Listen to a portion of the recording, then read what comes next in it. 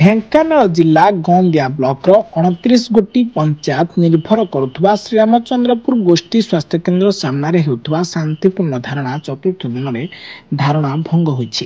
3 ଦଫା ଦାବିରୁ ଆଜି ଗୋଟିଏ ଦାବି ପୂରଣ ହୋଇଛି, ଯାହା ବିଧାୟକ ପାଣ୍ଠିରୁ ପୂର୍ବତନ ବିଧାୟକ ଢେଙ୍କାନାଳ ସରୋଜ କୁମାର ସାମଲ ଦେଇଥିବା 2019 ମସିହାରେ ଦିଆଯାଇଥିବା ଆମ୍ବୁଲାନ୍ସ, ଯାହାକି କୋଭିଡ ମହାମାରୀରେ ଜିଲ୍ଲା ମୁଖ୍ୟ ଚିକିତ୍ସାଳୟକୁ ଯାଇଥିବା ଦୀର୍ଘ ଦିନ ହେଲା ଫେରୁନଥିଲା, ଯାହାଫଳରେ ଗଁଦିଆ ଅଞ୍ଚଳର ଜନସାଧାରଣ ବହୁ ଅସୁବିଧାର ସମ୍ମୁଖୀନ ହେଉଥିଲେ।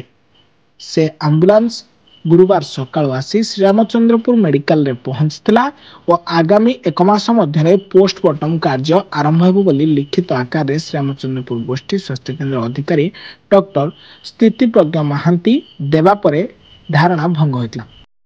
ଖୁସିର ଖବର ଆମ ଅଞ୍ଚଳବାସୀଙ୍କୁ ଅବଗତି ନିମନ୍ତେ ଏତିକି କହିବି।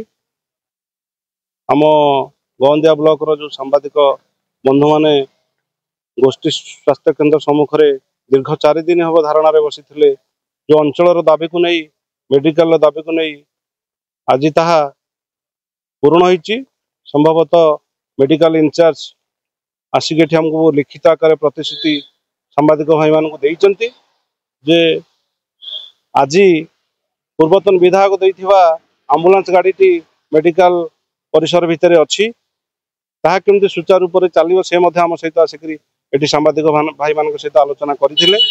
ଏବଂ ଯେଉଁ ଶବ ବ୍ୟବଚ୍ଛେଦ ଗୃହର ଯେଉଁ ଆବଶ୍ୟକତା ରହିଛି ମଧ୍ୟ ତାହା ଲିଖିତ ଆକାରରେ ଲେଖିଛନ୍ତି ଯେ 1 ମାସ ଭିତରେ ପୂରଣ କରିବୁ। କାହିଁକି ନା ଯେଉଁ ଭାଇମାନେ ଯାଇଛନ୍ତି ଟ୍ରେନିଂରେ, ତା ପାଇଁ ମିନିମମ୍ 7 ଦିନ ଦରକାର।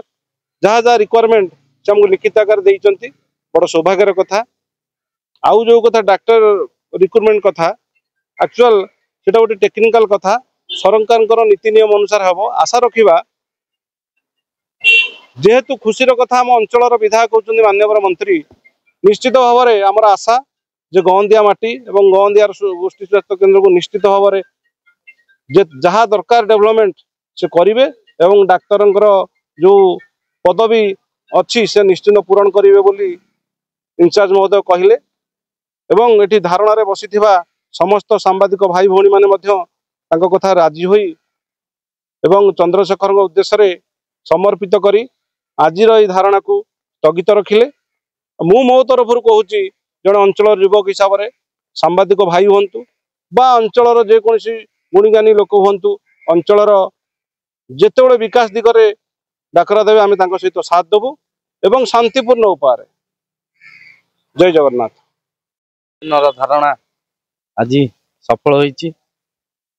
ଏହି ସଫଳରେ ଶ୍ରୀଦେବୀ ଗଁଦିଆର ଡ୍ରାଇଭର ମହାସଂଘ ସମସ୍ତ ସଦସ୍ୟବୃନ୍ଦକୁ, ଶ୍ରୀଦେବୀ ବଡ଼ଭାଇ ତାପସ ରାଉତ ବଡ଼ଭାଇଙ୍କୁ, ଶ୍ରୀଦେବୀ ଗଁଦିଆର ଯୁବକ ବନ୍ଧୁମାନଙ୍କୁ, ଶ୍ରୀଦେବୀ ଆମ ମିଳିତ ସାମ୍ବାଦିକ ସଂଘର ସମସ୍ତ ସଦସ୍ୟମାନେ, ଯାହା ହଉ ବହୁ ଦିନର ଦୁଃଖକୁ ଯେଉଁମାନେ ରାଜନୀତିକରଣ କରି ନିଜର ସ୍ୱାର୍ଥ ପାଇଁ ସବୁବେଳେ ବନ୍ଦ କରୁଥିଲେ, ତାକୁ ଆଜି ପୂରଣ କରିଛନ୍ତି। ଏଇଟା ଗୋଟେ 29 ପଞ୍ଚାୟତ ଜନସାଧାରଣଙ୍କର କଥା, ଏଇଟା ମୋର କଥା ନୁହେଁ କି ଆମ ସାମ୍ବାଦିକ ସଂଘର କଥା ନୁହେଁ। ଖୁସି ଲାଗୁଛି ଯେଉଁମାନେ ପଛପଟେ ରହି ଆମ ବିରୁଦ୍ଧରେ ଗପୁଥିଲେ ତାଙ୍କୁ ବି ମଧ୍ୟ ମୁଁ ଧନ୍ୟବାଦ ଦଉଛି, କାରଣ ତାଙ୍କର ବିରୋଧୀ ପାଇଁ ଆଜି ଆମେ ଏଠି ସାହସ ବାନ୍ଧି ଏଠି ବସିଥିଲୁ। ସେଇମାନେ ବିରୋଧ କଲେ ବୋଲି ଆମର ସାହସ ବଢିଲା, ଆମ ଅଣ୍ଟା ଟାଣ ହେଲା, ଯୋଉଥିପାଇଁ ଆମେ ବସିବାକୁ ସଫଳ ହେଲୁ। ଭଗବାନଙ୍କ ପାଖରେ ପ୍ରାର୍ଥନା କରୁଛି ସବୁବେଳେ ଏଇ ଗଁଦିଆ ଅଞ୍ଚଳର ଭଲ ମନ୍ଦ କାମରେ ଆପଣମାନେ ଏମିତି ବିରୋଧ କରିଥାନ୍ତୁ, ଏମିତି ଜନସାଧାରଣଙ୍କର ମଙ୍ଗଳ ହେଇଥାଉ। ଆମର 3ଟି ଦାବି ଥିଲା, 3ଟି ଦାବିରୁ 2ଟି ଦାବି ଆମର ପୂରଣ ହେଇଛି। ଆଉ ଗୋଟିଏ ଦାବି ସେମାନେ ଆମକୁ ପ୍ରତିଶ୍ରୁତି ଦେଇଛନ୍ତି, ଖୁବ୍ ଶୀଘ୍ର ଡକ୍ଟର ପୋଷ୍ଟିଂ କରିବା ପାଇଁ ସେ ଆମକୁ ପ୍ରତିଶ୍ରୁତି ଦେଇଛନ୍ତି।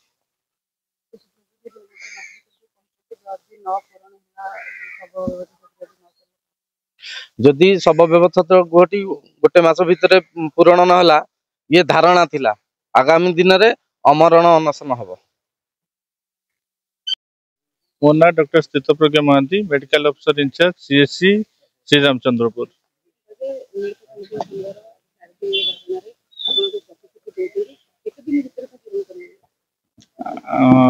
आम सांबादिक भाई भौणी मानकर 3टी मुख्य दाबी थिला। प्रथम कथा है स्पेशलिस्ट डॉक्टर पोस्टिंग, जोटा कि आम ऑलरेडी गवर्नमेंट को बारंबार जणई आसीचु।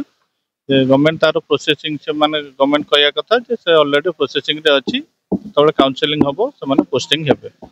एक दुई रे दाबी थिला एटिकार एम्बुलेंस जो पूर्वतन विधायक सरोज सामल देइथिले सेटा को फेरै आनिबा। से गाड़ी आज सकाळु आसिक ऑलरेडी पहुंची सारछि, तेणु से दाबीटी पूरण हो जाए। तृतीय दाबी रहा पोस्टमार्टम सेंटर कार्यकारिता। इधर पोस्टमार्टम सेंटर कार्यकारी हाँपाई ऑलरेडी ऑर्डर वर्षे अच्छी, तेणु कह गले ऑलरेडी पोस्टमार्टम कम करुच्ची, किंतु आम करूँ कहीं ना ड्यू टू मो पाखे ट्रेंड स्वीपर कहीं ना आम कार्यकारी करूँ। एबे आम ऑलरेडी प्रोसेस स्टार्ट करूँ। स्वीपर मानक आम ढेंकानाल पठे डिस्ट्रिक्ट हेडक्वार्टर हॉस्पिटल पठे से ट्रेनिंग व्यवस्था आम कर ट्रेनिंग जिते शीघ्र कंप्लीट हम आम से अनुसार पोस्टमार्टम सेंटर टाक कार्यकारी करूँ। आम चेष्टा करुचु अति बेसी मसे भितर केमी से ओपन हम। आज्ञा रोगी कल्याण समिति रे 2 प्रकार मीटिंग अच्छी, गोटे जनरल बॉडी मीटिंग, गोटे executive body meeting. Executive body meeting प्रति मासरे हम, किंतु जनरल बॉडी मीटिंग वर्ष को 2टा हम। वर्ष को 2टा रु गोटे सरी पुणी मंत्री भी कहते टाइम देले पुणी गोटे द्वितीयटा हम। नहीं 3 मास नहीं जीबी मीटिंग वर्ष को 2टा हुए।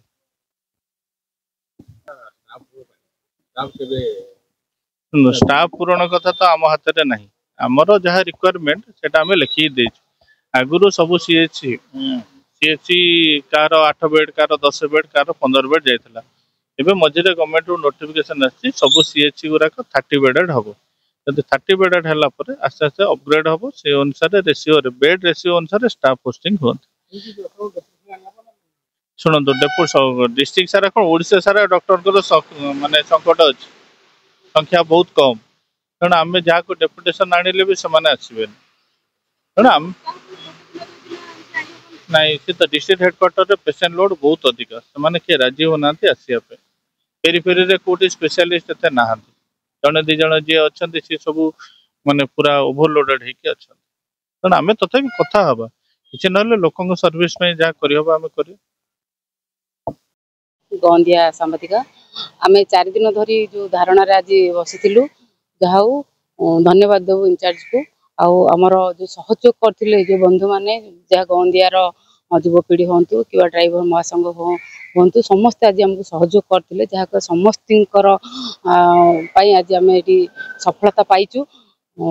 आज आम्बुलांस टी आम श्रीरामचंद्र मेडिकल परिसर भितर रही आम फेरी दि जाइए। ताहा किभली भाव सुचारू रूपे चलो ताहा इंचार्ज आमको प्रतिश्रुति देते। आउ गोटे दाबी रही आमर जहाँ रही सब व्यवस्था गुहरे किपरि स्वीपर आसवा चलो ताहा गोटे मास भितर हम बोली आमको इंचार्ज कहते, लिखित आकार देते। आउ जहाँ कहले कि डॉक्टर कथा डॉक्टर मंत्री चाहिए ताहा हो पार। जहाँ आम अंचलवासी जो सब सुविधा गुड़िक कराला से आम निश्चिंत धन्यवाद दौचु। आगामी दिन में जदि जो गोटे मास पर कहते आम शांतिपूर्ण भाव आज धारणा देलु, जदि गोटे मास भितर से माने सब व्यवस्थित गृहटी न चालू करते निश्चिंत भाव में आम शांतिपूर्ण मात्रा आज देचु। निश्चित राजरास्ता को अशांत होकर ओल्लू, कारण यहाँ आमर एटा असुविधा नुह, सारा 29टा पंचायत वासी असुविधा को आम आगे नौ। स्टेट ब्यूरो अक्षय कुमार पात्र रिपोर्ट, ब्लैकेट न्यूज।